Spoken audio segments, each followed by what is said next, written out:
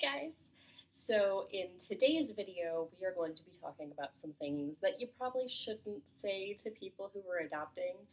I don't think the majority of people who are adopting are going to be horribly offended by a lot of these because we encounter them so often and we realize that they're coming from a place of misinformation about adoption or a lack of knowledge about adoption and not usually out of a place of hostility or judgment, even if that's how they come off at first glance.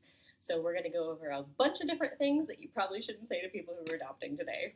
The first thing that you probably shouldn't say, and this will depend on the person who is adopting and their preferences, but I know for us, we've gotten a lot of, so how are things going? Or do you have any updates?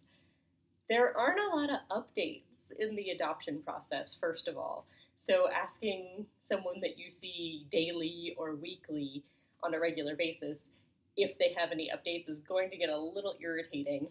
Not only are you reminding them that they don't have any new information, but it's just so repetitive and they're going to just constantly be saying, nope, no updates. It's not like a pregnancy. It's not like every other week there's a new development. Something new happened. You felt the baby kick or move or something. With adoption, you could go months, if not years, without really any updates.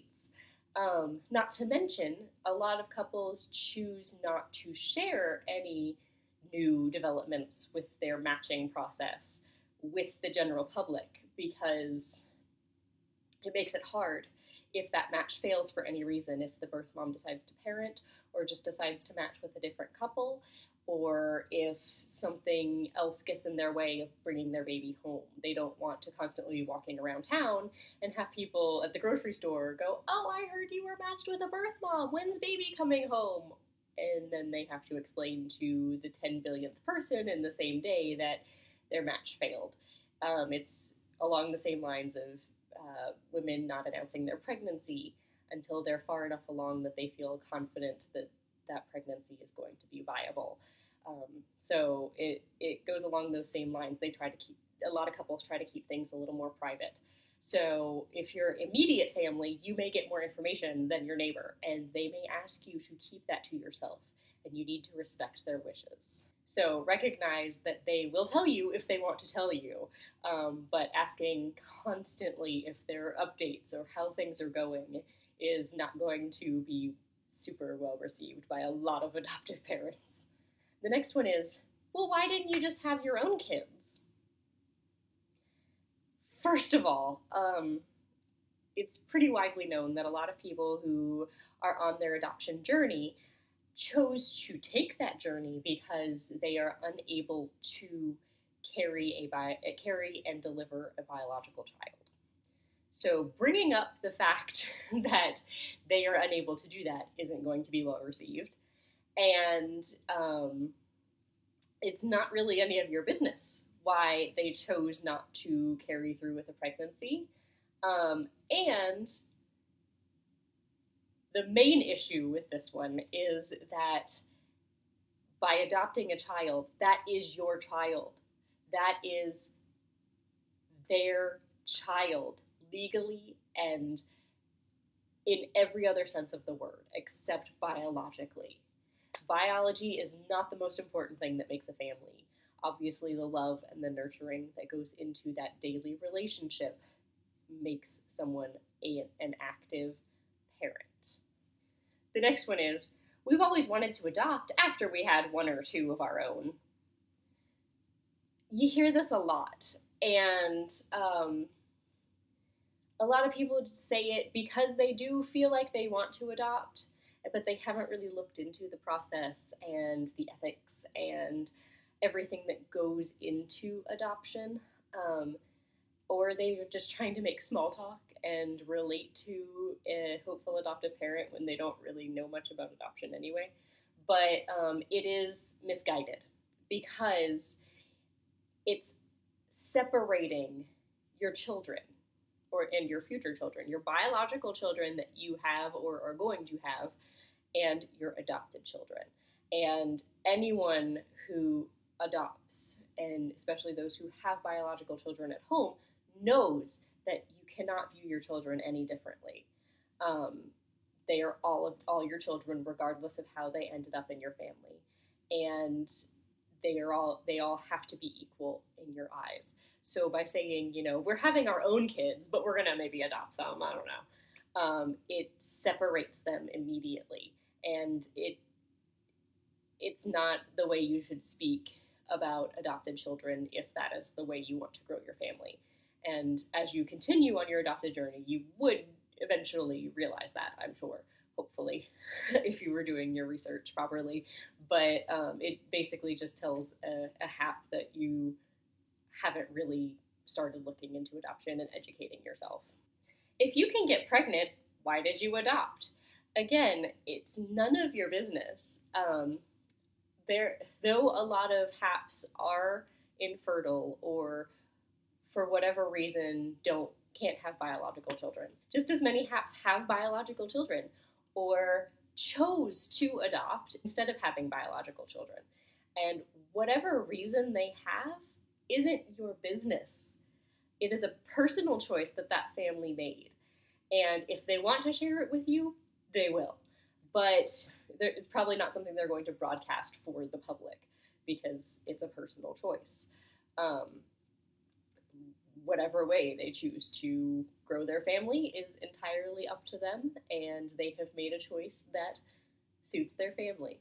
The next one is, at least you're doing it the easy way. Even though HAPs do not carry a child during pregnancy and deliver the child, it is in no way easy. There is a serious emotional roller coaster that HAPs go through. There is all sorts of invasive paperwork and interviews and home studies that they subject themselves to grow their family. And I'm not at all complaining about the process. It's a vital process to ensure that children are being placed in homes that will provide a nurturing and stable environment for them, and I'll do a different video about that process in the future. But it is in no way easy. I'm not saying it's harder than being pregnant and giving birth, but it is hard in different ways. There is this huge period of uncertainty during the waiting process while they are waiting to be matched or for their child to come home. And it is just a constant struggle of having no control and knowing that your child is out there but not home with you, or a variety of other struggles that in no way make it the easy choice. This next one is the one I hear the most. And it is everywhere when people talk about adoption. And there's a couple different thoughts that go along with this one, but it's God picked you for this baby, or God has chosen a baby for you out there and you just have to find each other, or something like that. Something about God ordaining the match between HAPs and a child. This is so problematic because it is implying that God has chosen to put an adoptee and a birth mom through so much trauma by putting the baby that was picked for that HAP and giving it to a birth mom only to have that adoptee ripped away from the only mom they have ever known and placed with strangers. Now, whether or not the adoption and that adoptive placement is in the best interest of the child is a different topic entirely. The issue is God, in this scenario, has purposefully put two people through trauma that they will have to work through for the rest of their lives so that someone who could not or did not have their own biological child could be placed with a child. And this here is the reason that a lot of adoptees and birth mothers have so many issues with religion. because this is so widely believed that God calls people to adopt. And I know that there are things in the Bible that back up caring for orphans and things like that, but the majority of adoptions that we see, especially domestic infant adoptions, are not orphans. Typically, there is a parent that, if their circumstances were different, could parent. But the child is being removed from those parents and put with different people. And it's just a different scenario than is described in the Bible. So that Bible verse is usually twisted to support adoption, especially of infants. And it's not really the case. Adoption is so much more complicated than that. Plus, it implies that the haps are these saviors who are going to come in and help the baby and give them the best life possible, which in a lot of cases is what's it's very hard to describe, but there's a savior complex that goes into adoption a lot, that people who want to adopt or sometimes fall victim to, that they think they're saving this child, when their goal should be to do what's best for the child, to help nurture them and help them work through the trauma of adoption and be there for them and provide the best life possible for them. But the fact is, they're not necessarily saving them from anything. It's a difficult issue, but the fact is, thought that God has picked that baby for those haps is very problematic, and you're probably going to get kind of a pause or a glance if you say it. They may not call you out on it, but it's probably going to cause some issues for them. The next one is, how much did the baby cost? There are a lot of things wrong with this one. Number one, you're asking a deeply personal financial question, akin to how much money do you make in a year? If you wouldn't ask those haps that, you shouldn't be asking them anything about finances. Number two, you're implying that they bought a baby. That's human trafficking. That's not what adoption is. The fees that you're paying for adoption are not for the baby. You are not buying the baby. So the wording is very wrong here. I think I had another point on this one, but I've forgotten it, so we'll leave it at those two. And you're going to notice a theme throughout these, that it's not your business. A lot of parenting seems to be, and I'm saying this as someone who's not a parent yet, obviously, but from what I see on like mom groups and adoption groups and things like that, it seems to be people deciding that because someone is pregnant or someone is a parent, it's everyone's business all of a sudden how that child is raised or the choices that they make to grow their family. And it's not. It is a deeply personal thing. And if they're asking you for advice, feel free to offer it. But other than that, it is not really anyone's business unless the child is in danger in some way. The next one is, what's the child's history? Why didn't their mom want them? Almost no mom in the history of the world has given up a child for adoption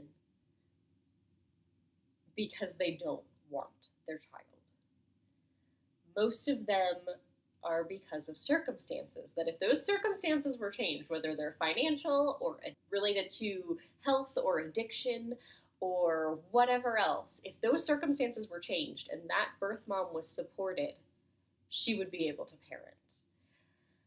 So the children are not being given up for adoption because they aren't wanted. It's so much more complex than that.